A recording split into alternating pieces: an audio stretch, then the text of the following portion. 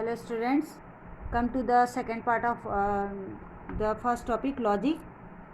In previous class we have studied the truth table for conjunction and disjunction. Now we discuss about the truth table of conditional or implication connective.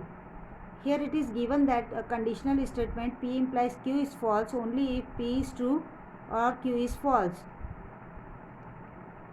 जब भी implication में T implies F होगा तो false होगा, बाकी सारे true होंगे. ऐसा ये कंडीशनल स्टेटमेंट कंडीशनल कनेक्टिव की ट्रू टेबल है.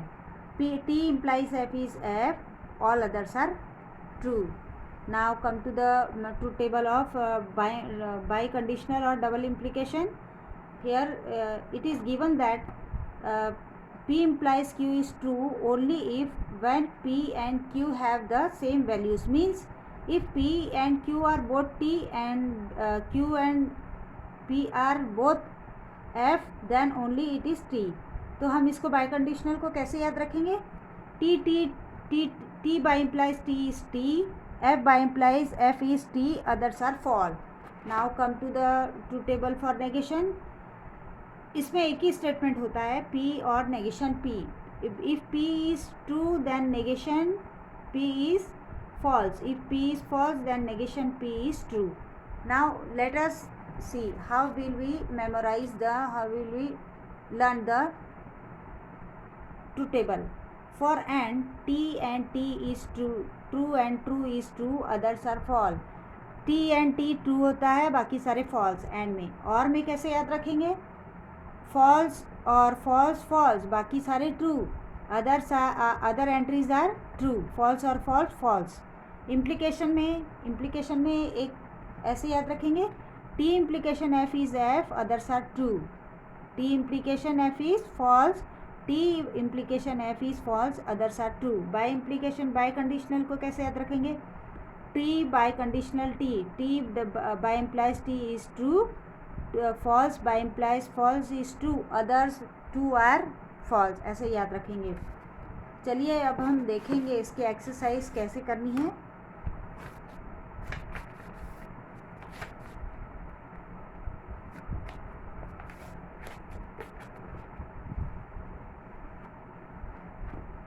देखिए यहाँ पे एक्सरसाइज 1.1 हम स्टार्ट कर रहे हैं. कुछ प्रॉब्लम सॉल्व करके बताते हैं आपको. State which of the following statement are a statement. Justify. In case of statement, state it is truth or truth value बतानी है. आपको डिसाइड करना है पढ़ के कि ये लॉजिकल स्टेटमेंट है कि नहीं, और हैं तो उनकी ट्रूथ वैल्यू क्या होगी. 5 + 4 इट इज़ गिवन 13. आपको पता है ये रॉन्ग है, तो हम क्या लिखेंगे? It is a false sentence. Its truth value is F. इस ट्रूथ वैल्यू इज एफ, ऐसे लिख देंगे. अभी x - 3 इज 14. ये it is true for only the value 17. It is not a true statement, it is false. Close the door, ये तीसरा वाला देखिए, क्लोज द डोर. ये कैसे टाइप का स्टेटमेंट है? ये है इम्पेरेटिव, ऑर्डर दे रहा है. It is not a logical statement, ऐसे लिखेंगे. It is not a statement. 0 is a complex number. 0 is a complex number. हम 0 को कॉम्प्लेक्स फॉर्म में इस तरीके से लिख सकते हैं. हमने 11th में पढ़ा था. 0 = 0 + I 0. ये देखिए, इसका रियल पार्ट भी 0 और इमेजिनरी पार्ट भी 0. 0 can be write like this. So 0 is a complex number, is a true statement. Is truth value is T. Please get me a breakfast. ये क्या है? रिक्वेस्ट कर रहा है. ये it is not a logical statement. छठा देखिए, it is not a statement आप लिख देंगे. Congruent triangles are similar. It is true, all the congruent triangles are similar. x² = x. It is not a statement. इसमें कोई भी हम ये ट्रू है कि फॉल्स है हम डिसाइड नहीं कर सकते. किस वैल्यू के लिए ये ट्रू होगा ये भी हमें पहले जान लेना पड़ेगा. So it is not a statement.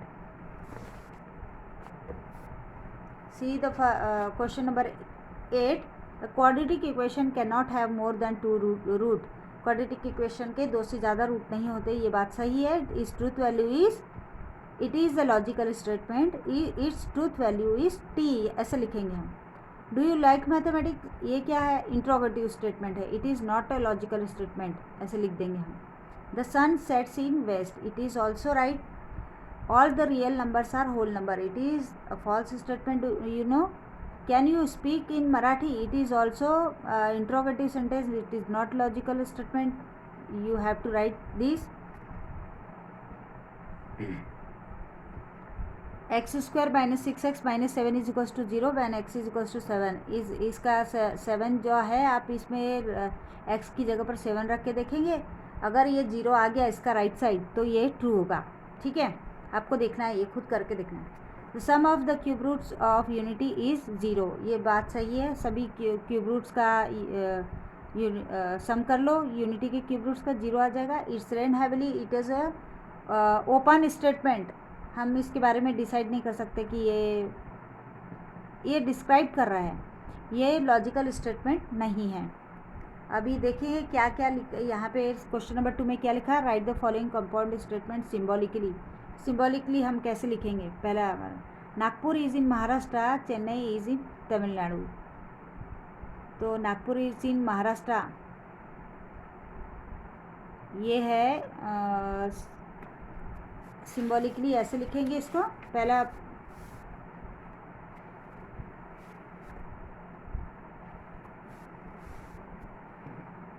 पहला लिखेंगे लेट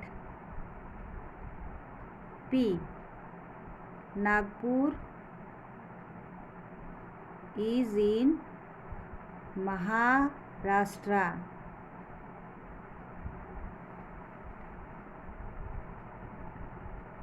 महाराष्ट्र, ये हो गया हमारे स्टेटमेंट पी. और फिर क्यों लिखेंगे. Chennai is in Tamil Nadu, Chennai is in Tamil Nadu, पूरा लिख लेंगे आप. फिर उसके बाद लिखेंगे, देखिए यहाँ पर कनेक्टिव क्या लगा हुआ है. कनेक्टिव क्या लगा हुआ है देखेंगे आप, यहाँ पे एंड लगा हुआ है. तो हम क्या करेंगे, इसको लिखेंगे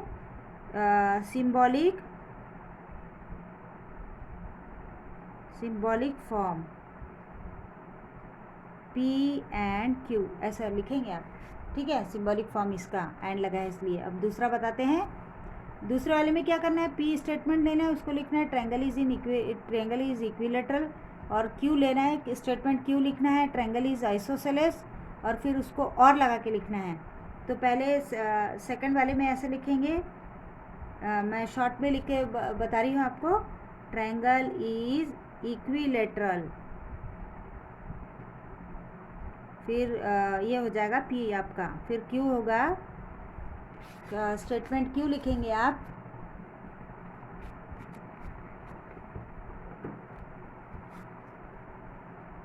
ट्रायंगल इज आइसोसेलेस, आइसोसेलेस लिख देंगे. फिर बीच में क्या लिखा है, और लिखा है, तो आप लिखेंगे सिंबॉलिक फॉर्म.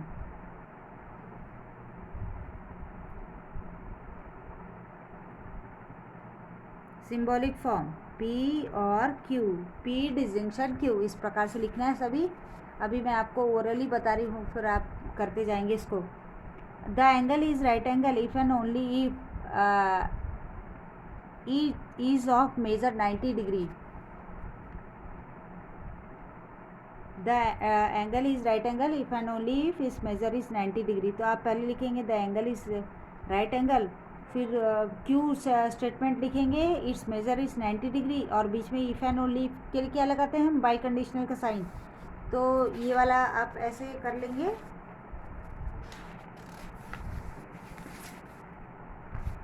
तीसरा वाला ये जो है इसका P बाई इम्प्लाइज Q, क्योंकि इसमें क्या है, इफ एंड ओनली इफ का साइन लगा है. एंगल इज नाइदर एक्यूट और नॉर ऑब्ट्यूज. तो पहले आप लिखेंगे एंगल इज एक्यूट, फिर दूसरा लिखेंगे angle is obtuse P. Angle